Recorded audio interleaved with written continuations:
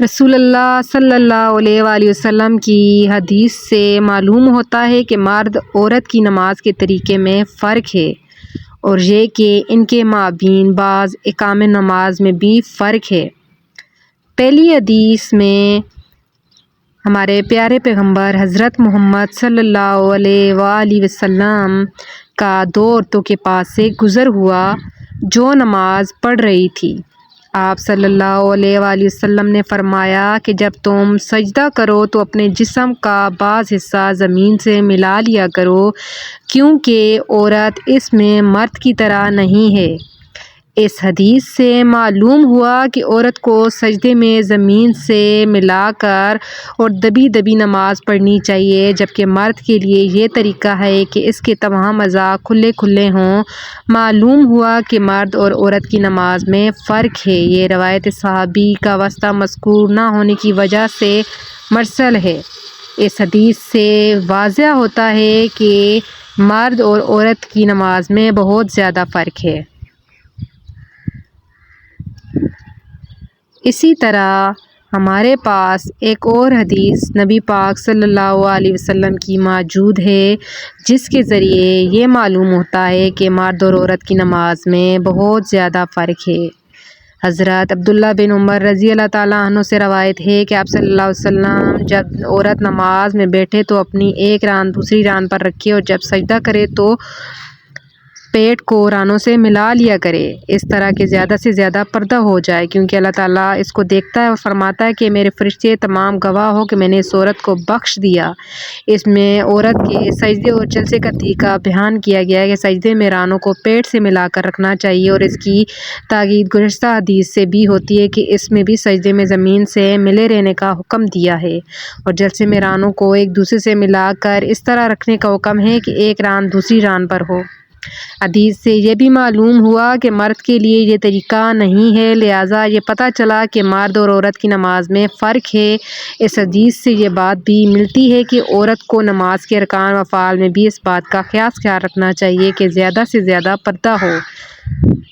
آپ لوگوں نے دیکھا کہ اس دوسری حدیث میں بھی صاف پتہ چل رہا ہے کہ ان دونوں کی نماز میں بہت زیادہ فرق ہے۔ اسی طرح تیسری حدیث حضرت ابن عمر رضی اللہ تعالیٰ عنہ سے سوال کیا گیا کہ رسول اللہ صلی اللہ علیہ وسلم کے زمانے میں عورتیں نماز کس طرح پڑھتی تھی؟ فرمایا کہ وہ 4 رانوں میں بیٹھتی تھی، پر انہیں حکم دیا گیا کہ سرن کے پل بیٹھیں۔ اس حدیث سے معلوم ہوا کہ عورت کو نماز میں مرد کی طرح پیر بچھا کر نہیں بلکہ سرن کے پل زمین پر بیٹھنا چاہیے، جبکہ مرد کے لیے طریقہ یہ ہے کہ وہ اپنا ایک پیر بچھا کر اس پر بیٹھ جائے۔ اس سے پتہ چلتا ہے کہ مرد اور عورت کی نماز میں فرق ہے۔ یہ بھی معلوم ہوتا ہے کہ عورتوں میں نماز کا یہ طریقہ رسول اللہ صلی اللہ علیہ وسلم کے حکم سے ہے۔ آپ نے دیکھا کہ ہمیں اس حدیث سے واضح پتہ چلتا ہے کہ دونوں کی نماز میں زمین آسمان کا فرق ہے۔ اس حدیث کے اذن کا معاملہ یہ ہے کہ اس کو امام ابو حنیفہ رحمۃ اللہ نے حضرت نافع رحمۃ اللہ علیہ سے، اور نافع رحمۃ اللہ نے ابن عمر رضی اللہ تعالیٰ عنہ سے روایت کیا ہے، اور یہاں تک کہ بالشبہ صحیح اور اعلیٰ درجے کی ہے۔ اس حدیث سے صاف پتہ چلتا ہے کہ نماز کس طریقے سے عورتوں کو پڑھنی چاہیے اور مرد کو کس طریقے سے پڑھنی چاہیے، دونوں کے طریقے واضح ہیں۔ اس حدیث میں فرمایا گیا کہ عورتوں کی جماعت میں کوئی بلائی اور خیر کی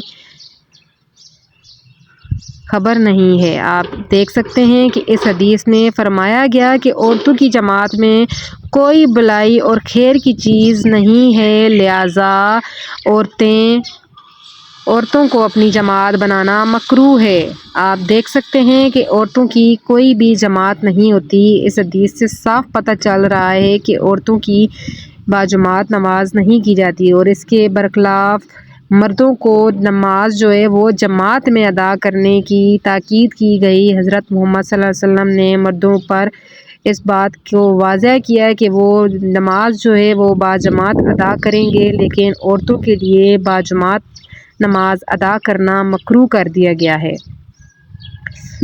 لہٰذا عورتوں کو اپنی جماعت بنانا مکروہ ہے اور اس کے برخلاف مردوں کو جماعت بنا کر نماز پڑھنے کی تاکید ہے۔ معلوم ہوا کہ مرد اور عورت کی نماز کے کام میں فرق ہے۔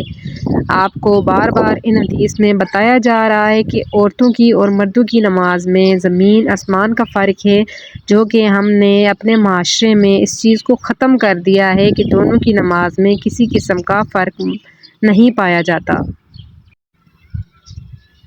مسجد یا جنازے کی نماز میں اس کا مطلب یہ ہے کہ اگر عورتیں جماعت کریں یا جنازے کی نماز میں کریں تو یہ درست ہے، اور ظاہر ہے کہ مسجد میں عورتیں بلا مردوں کی جماعت نہیں کر سکتی بلکہ مردوں کے ساتھ کرتی ہیں۔ صرف ایک صورت میں ان کو جماعت کی اجازت ہے کہ جنازے کی نماز میں عورتیں جماعت کر لیں۔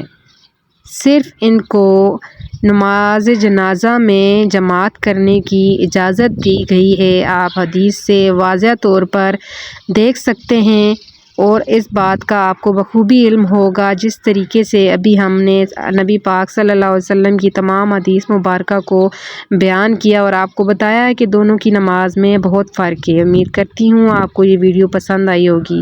اللہ حافظ۔